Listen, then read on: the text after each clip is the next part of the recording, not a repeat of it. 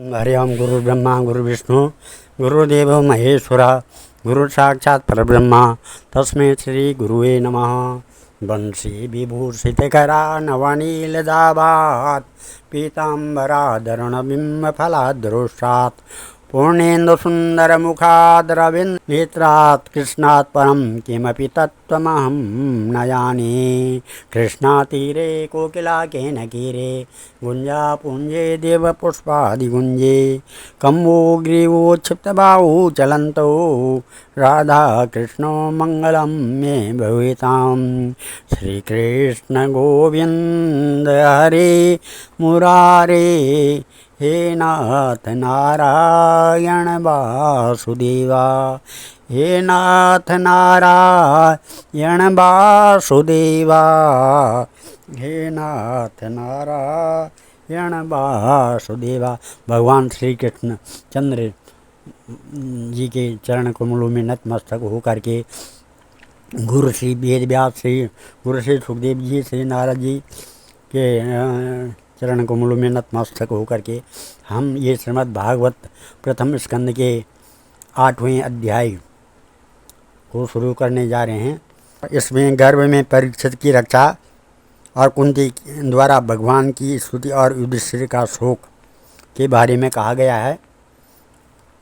श्रुतौ वचा अथ ते संपरेतानां स्वानानाम् उदकम् इच्छतां दातुं स कृष्णा गंगायां पुरस्कृत्या युयुस्त्रिया तेनेयोदकं सर्वे विलप्य च वृषंपणा अप्लुप्ता हरिपादाब्जा रजा पूतसरिज्जले तत्रासीनं कुरुपतिं धृतराष्ट्रं सहानुजं गान्धारीं पुत्रशोकार्ता पृथं कृष्णं च माधव शान्त्वयामास पुनर्भिर्हतर्बन्धुर्श्रुता चापितां भूतेषु कालसगतिं दर्शयन् प्रतिक्रियां साधयित्वा जातशत्रु स्वराज्यं कृतवेषितं घातयित्वा सतो राज्ञ कचस्पर्श क्षतायुधा याजयित्वा स्वमेधस्तं त्रिभिरुत कल्पके तदसं पावनं दिक्षु शतमन्योरिवातनोत् आमन्त्रपाणपुत्रा स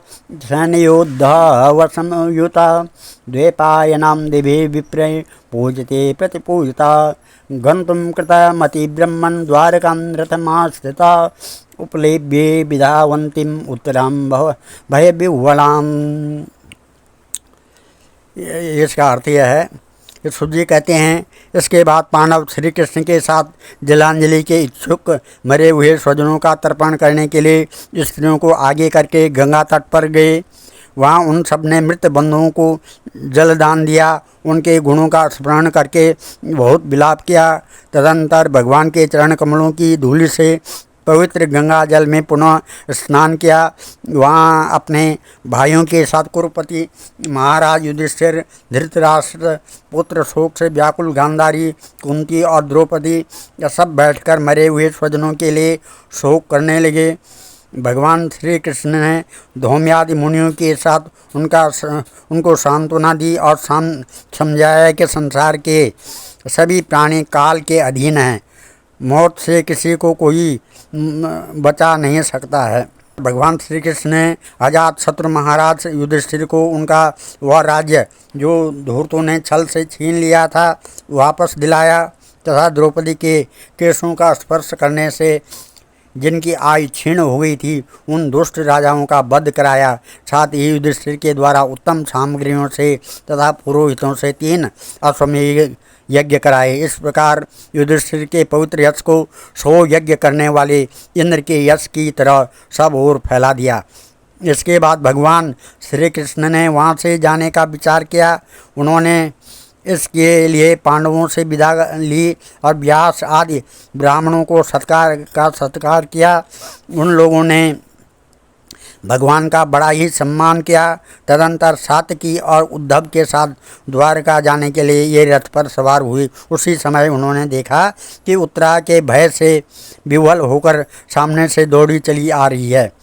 उत्तरा भय विह्वल से होकर सामने से दौड़ी चली आ रही है। उत्तरा ने कहा, पाई पाई महायोगिन देवदेव जगतपते नान्यम त्वद भयं परसे यत्र मृत्यु परस्परम अभिद्रवती मामीशं सरस्ताप्ता यशो विभो कामं दहुत मां नाथ मामे गर्भो निपात्यतां। सुतवाच उत्तरा ने कहा, देवादिदेव जगदीश्वर आप महायोगी हैं, आप मेरी रक्षा कीजिए। आपके अतिरिक्त इस श्लोक में मुझे अभय देने वाला और कोई नहीं है, क्योंकि यहाँ सभी परस्पर एक दूसरे की मृत्यु के निमित्त बन रहे हैं। प्रभु आप सर्वशक्तिमान हैं।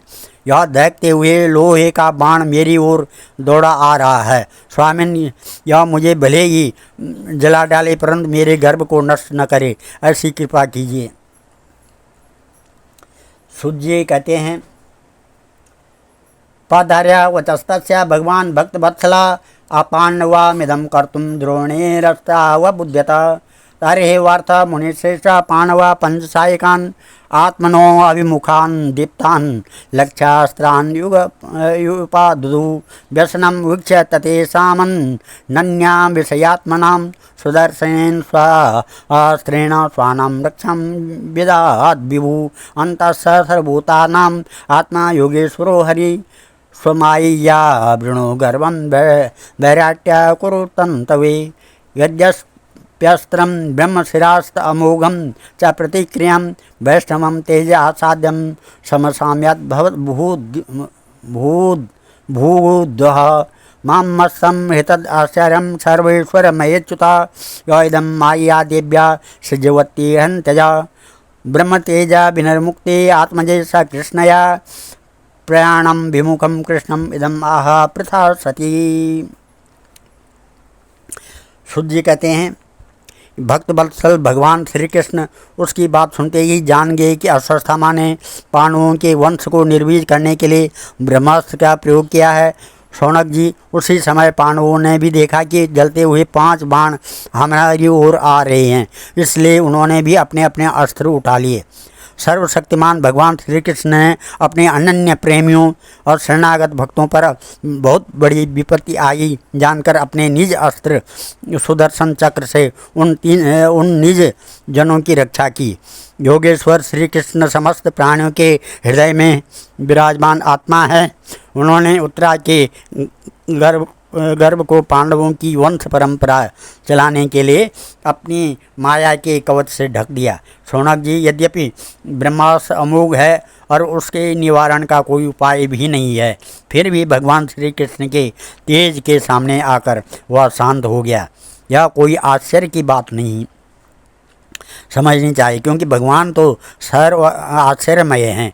वे ही अपनी निज शक्ति माया से स्वयं अजन्मा होकर भी इस संसार की सृष्टि, रक्षा और संहार करते हैं। जब भगवान श्री कृष्ण जाने लगे तब ब्रह्मास्त्र की ज्वाला से मुक्त अपने पुत्रों को के और द्रौपदी के साथ सती कुंती ने भगवान श्री कृष्ण की इस प्रकार स्तुति की। कुंती ने कहा,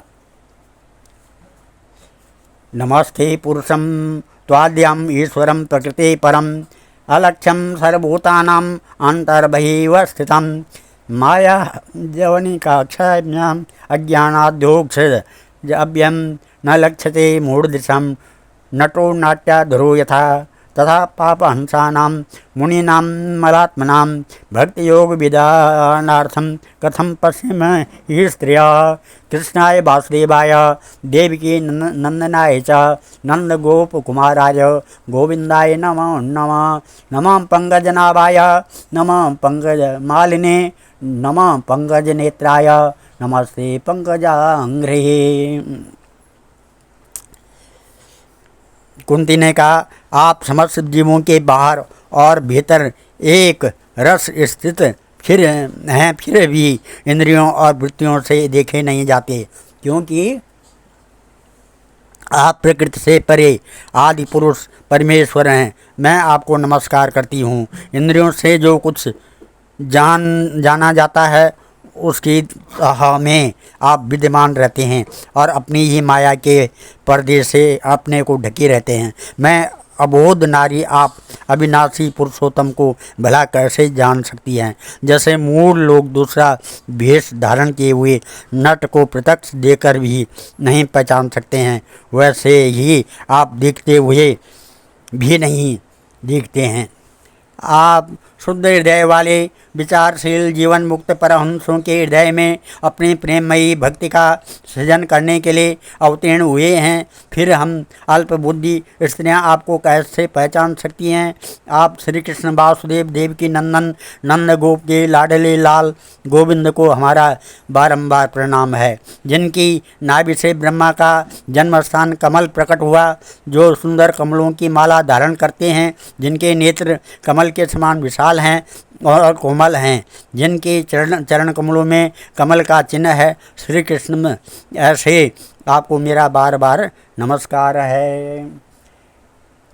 यथा ऋषिकेश खलेन देवकी कंसेन रुद्धाति चिरं सुधार्चितं विमोचिताहं ससत् मया विभो त्वयैव नाथेन मुहुर्विप्रगणात् विषान्महाग्रे पुरुषा दर्शना दसत्यभाया वनवासकृच्छता मृदे मृदेनेकमहारथास्त्रतौ द्रोणश्च श्वासा हरेभिः रक्षिताः।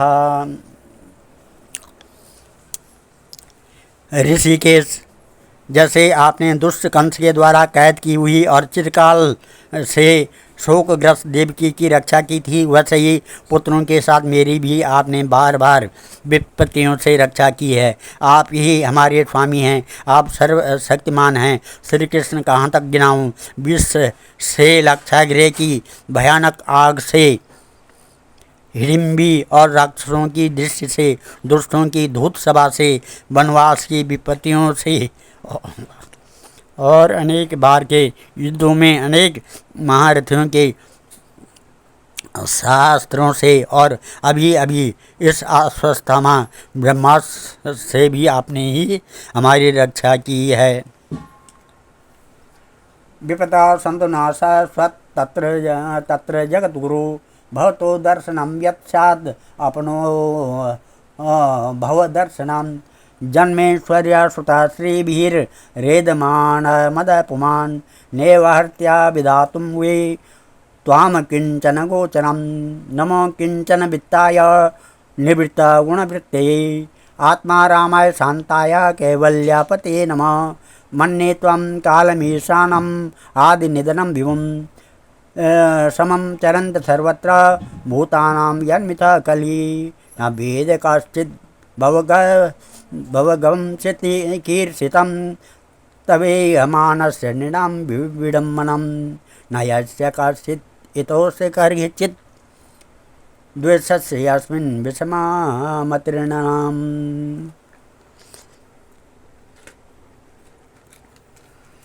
जगतगुरु, हमारे जीवन में सर्वदा पद पद पर विपत्तियाँ आती रही, क्योंकि विपत्तियों में ही निश्चित रूप से आकर दर्शन हुआ करते हैं और आपके दर्शन हो जाने पर फिर जन्म मृत्यु के चक्कर में नहीं आना पड़ता है। ऊंचे कुल में जन्म, ऐश्वर्य, विद्या और संपत्ति के कारण जिसका घमंड बढ़ रहा है, वह मनुष्य तो आपका नाम भी नहीं ले सकता है, क्योंकि आप तो उन लोगों को दर्शन देते हैं जो अकिंचन हैं। आप निर्धनों के परम धन हैं। माया का प्रपंच आपका स्पर्श भी नहीं कर सकता है। आप अपने आप में ही विहार करने वाले परम शांत स्वरूप हैं। आप ही कैवल्य मोक्ष अधिपति हैं। आपको मैं बार बार नमस्कार करती हूँ।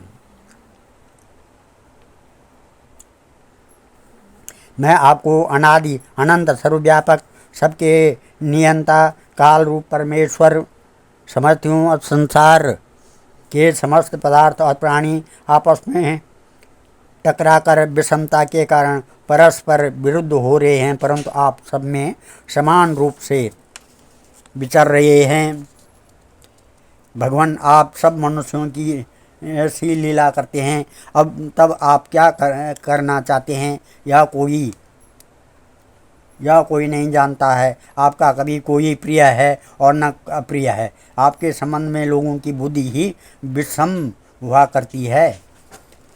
जन्म कर्मणा विश्वात्मात् यस्य कर्तुरात्मनः त्र्यंग निशिष यादः स तदन्त्यान विडम्बनान् गोप्या ददे त्वयि कृतासि धाम तावत् याते दस्वा कलिलाञ्जनसं संभ्रमाक्षं वक्त्रं निनीय बहुभावनाय स्थितस्य सामां विमोहति विरीप यत् बिभेति।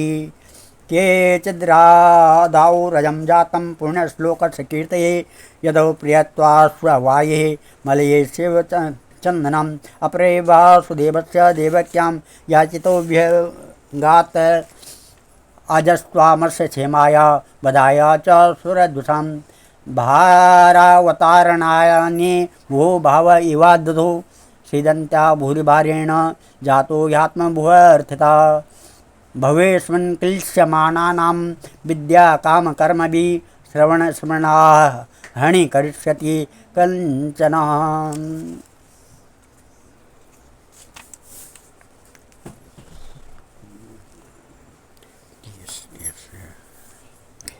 कंचना। जब बचपन में आपने दूध की मटकी फोड़कर यशोदा मैया को खिया दिया था और उन्होंने आपको बांधने के लिए हाथ में रस्सी ली थी, तब आपकी आंखों में आंसू छलक आए थे, काजल कपोलों पर बह चला था, नेत्र चंचल हो रहे थे और भय की भावना से आपने अपने मुख को नीचे को झुका लिया था। आपकी उस दशा का लीला छवि ध्यान करके मैं मोहित हो जाती हूँ। भला जिससे भय भी भय मानता है उसकी यह दशा आपने अजन्मा होकर भी जन्म क्यों लिया है?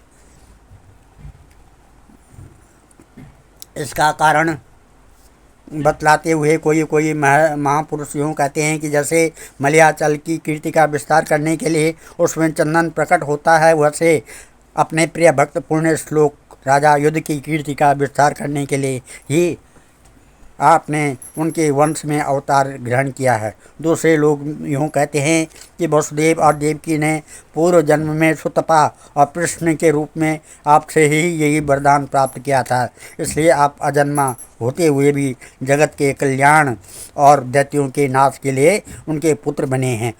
कुछ और लोग यूँ कहते हैं कि यह पृथ्वी दैत्यों के अत्यंत बाहर से समुद्र में डूबते हुए जहाज की तरह डगमगा रही थी, पीड़ित हो रही थी। तब ब्रह्मा की प्रार्थना से उसका भार उतारने के लिए ही आप प्रकट हुए। कोई महापुरुष यूँ कहते हैं जो लोग इस संसार में अज्ञान, कामना और कर्मों के बंधन में जकड़े हुए पीड़ित हो रहे हैं, उन लोगों के लिए श्रवण और स्मरण करने योग्य लीला करने के विचार से ही आपने अवतार ग्रहण किया है।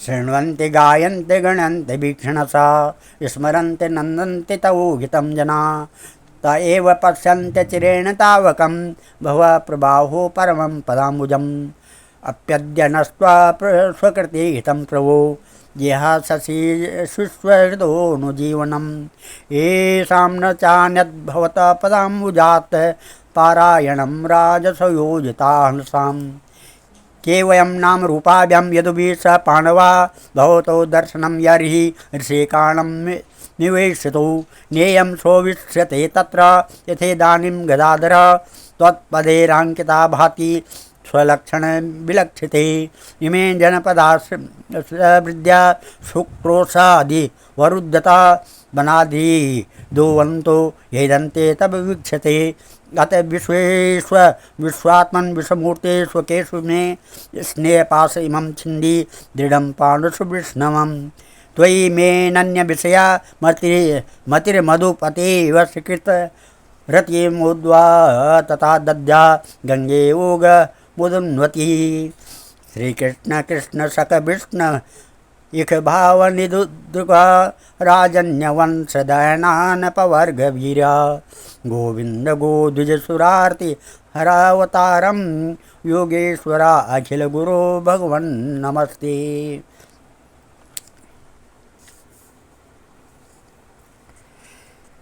भक्तजन बार बार आपके चरित्र का श्रवण, गान, कीर्तन एवं स्मरण करके आनंदित होते रहते हैं। वही अविलंब आपके उस चरण कमल का दर्शन कर पाते हैं जो जन्म मृत्यु के प्रभाव को सदा के लिए रोक देता है। भक्त वत्सल कल्पतरु प्रभु, क्या आप अपने आश्रित और संबंधी हम लोगों को छोड़कर जाना चाहते हैं। आप जानते हैं कि आपके चरण कमलों के अतिरिक्त हमें और किसी का सहारा नहीं है। पृथ्वी के राजाओं के तो हम यूं ही विरोधी हो गए हैं। जैसे जीवन के बिना इंद्रियां शक्तिहीन हो जाती है, वैसे ही आपके दर्शन बिना यदुवंशियों के और हमारे पुत्र पांडवों के नाम तथा रूप का अस्तित्व ही क्या रह जाता है। गदाधर आपके विलक्षण चलन चिन्हों से चिन्हित यह कुरजांगल देश की भूमि आज जैसे शोभायमान हो रही है, वैसे आपके चले जाने के बाद न रहेगी। आपकी दृष्टि के प्रभाव से ही यह देश की पकी हुई फसल तथा लता वृक्षों के समृद्ध हो रहा है। वे वन, पर्वत, नदी और समुद्र भी आपकी दृष्टि से ही वृद्धि को प्राप्त हो जाते हैं। आप विश्व के स्वामी, विश्व के आत्मा और विश्व रूप यदुवंशियों और पांडवों में मेरी बड़ी ममता हो गई है। आप कृपा करके स्वजनों के साथ जोड़े हुए इस स्नेह की दृढ़ फांसी को काट दीजिए। श्री कृष्ण, जैसे गंगा की अखंड धारा समुद्र में गिरती रहती है, वैसे ही मेरी बुद्धि किसी दूसरी ओर न जाकर आपस ही निरंतर प्रेम करती रहती है।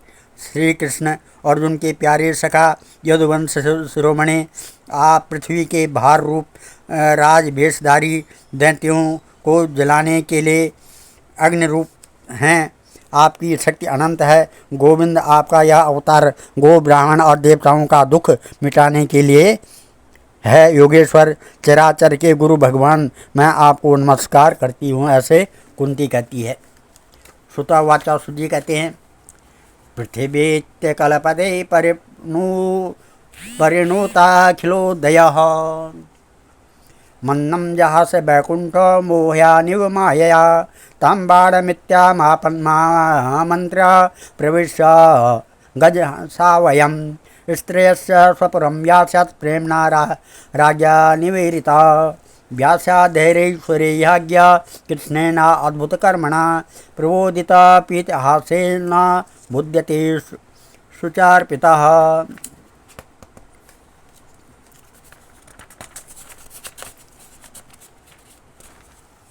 आहा राजा धर्मसुधा चिंतन सुहृदो बदम प्रकृतेनात्मनं विप्रा स्नेहमोह वशं गतः। ओहो मे पश्यता ज्ञानं हृदय रूढं दुरात्मना पारक्या सेवं देहस्य व्याव्यो मोक्षहीनार्तता।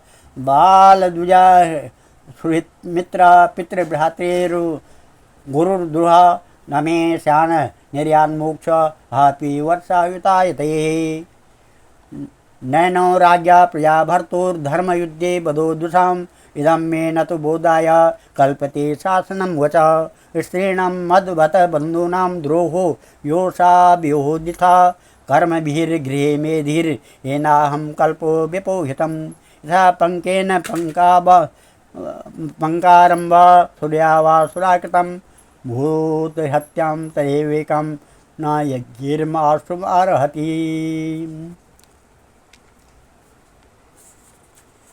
सूत जी कहते हैं, इस प्रकार कुंती ने बड़े मधुर शब्दों में भगवान की अधिकांश लीलाओं का वर्णन किया।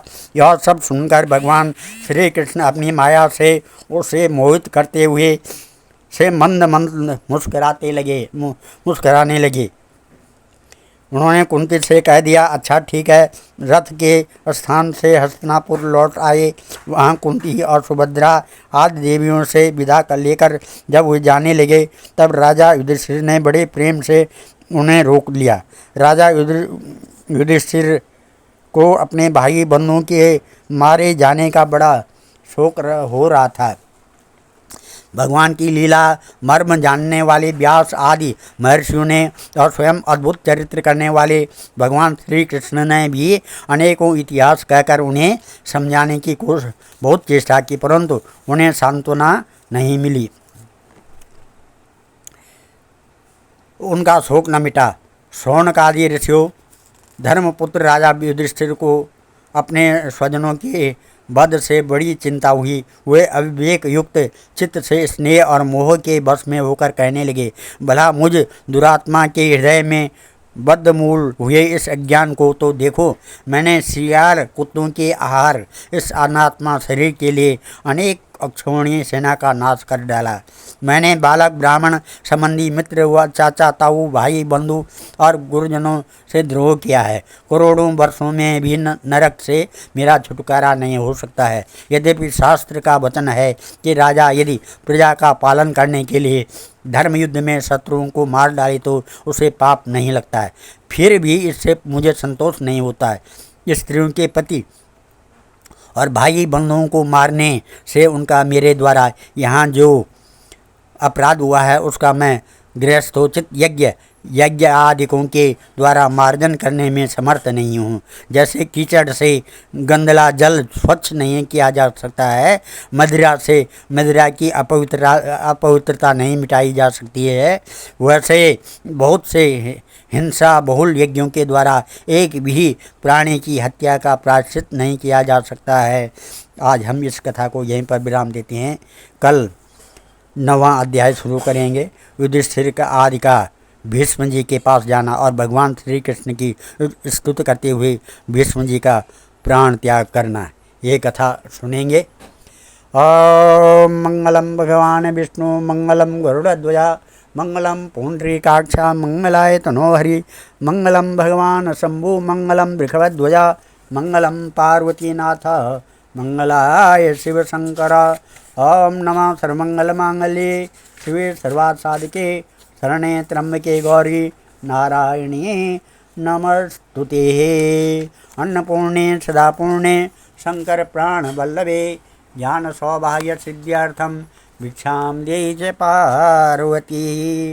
ओम आलो देवकी देव गर्भ जननम ओम नमः आदो देवकी देव गर्भ जननम गोपी गृह वर्धनम मायापूतन जेवतापहरणम गोवर्धनो धारणम कंस छेदन कौरवादि हननम कुंती सुता पालनम एतत् श्रीमद्भागवतं पुराण कथितं श्रीकृष्ण लीलामृतम्। श्री कृष्ण गोविंद हरे मुरारी हे नाथ नारायण वासुदेवा हे नाथ नारायण वासुदेवा हे नाथ नारायण वासुदेवा। ओम सर्वे भवन्तु सुखिनः सर्वे सन्तु निरामया सर्वे भद्राणि पश्यन्तु मां कश्चित् दुःखभाग् भवेत्। धन्यवाद।